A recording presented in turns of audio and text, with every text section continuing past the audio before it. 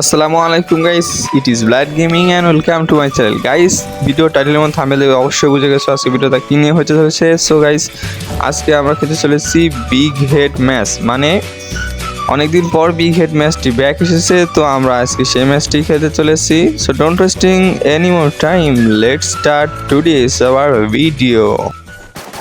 So guys, এখানে আমাদের match পড়ে যায় ফ্যাক্টরির পিছনে। তো আমরা দেখো এখানে 1 2 3 4টা মানে 16টা স্কোর আছে। তো এখান থেকে মনে করো তোমরা তো জানো এখানে কিল করার সাথে সাথে মাথাটা বড় হয়ে যায়। তো এখানে আমাদের মাথাটা এতটাই বড় হয়ে গেছিল যে আমরা দেখতেই পাচ্ছিলাম না গাইস সামনে কি আছে। তো এখানে একটু আমার সমস্যা হচ্ছে, কি কাজ করছিলাম। তো এখানে চলো এবার দেখা যাক সামনে পিছনে কি আছে। তো এখানে আমরা দেখো সামনে ফাইট চলছে, মানে ফায়ার ইচ্ছুনা আছে, মানে এখানে ফাইট হচ্ছে। সামনে ফ্যাক্টরিতেও একটা স্কট ছিল। তো দেখো ছাদের উপর একটা আছে বসে। তো আমার কাছে লং রেঞ্জের কোনো গান নেই, তো আমি এখান থেকে লং রেঞ্জ গানটা নিয়ে নেব। নিয়ে উড পিকার পাইছি, তো উড পিকার দিয়ে চান্দু বেরো একটা শট। আরে ভাই একটা শটও লাগে নাই, তো 2টা শটে মরে গেছে, কোনো ব্যাপার না।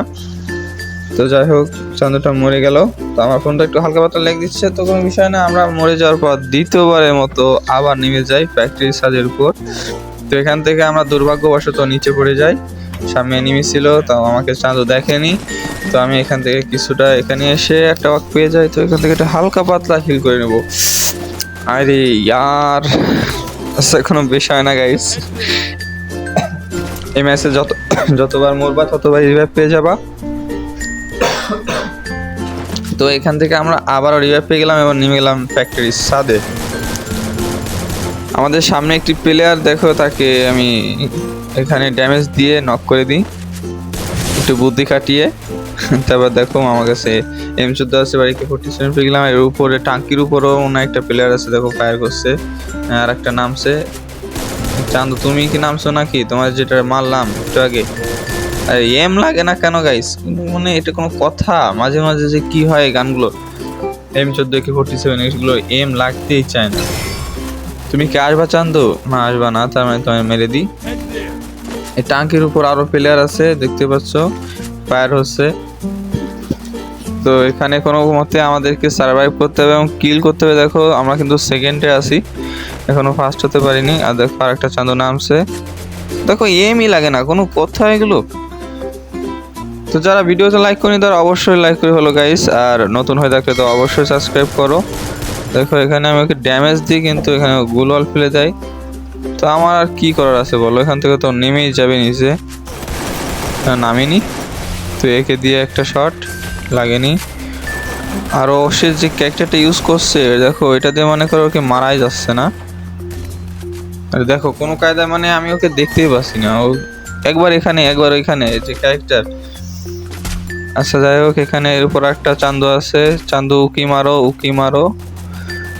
আরে চান্দু উকি মারো, তো তোমার আর একটা ড্যামেজ দিই। এই তো গাইস লেগে গেছে 112 আর নকডাউন। চান্দু উপর থেকে বেশি প্যারা দিতে আছে গাইস। দেখো এখানে আমরা আবার AK-47 পেয়ে গেছি, আর আশা করি এরপরে আরো এনিমি নামবে, আমরা কিল করতে পারবো। আমার 5টা কিল অলরেডি হয়ে গেছে। দেখো উপরে একটা নামছে, তো কোনো কায়দায় আমার হাত থেকে এসে গেল।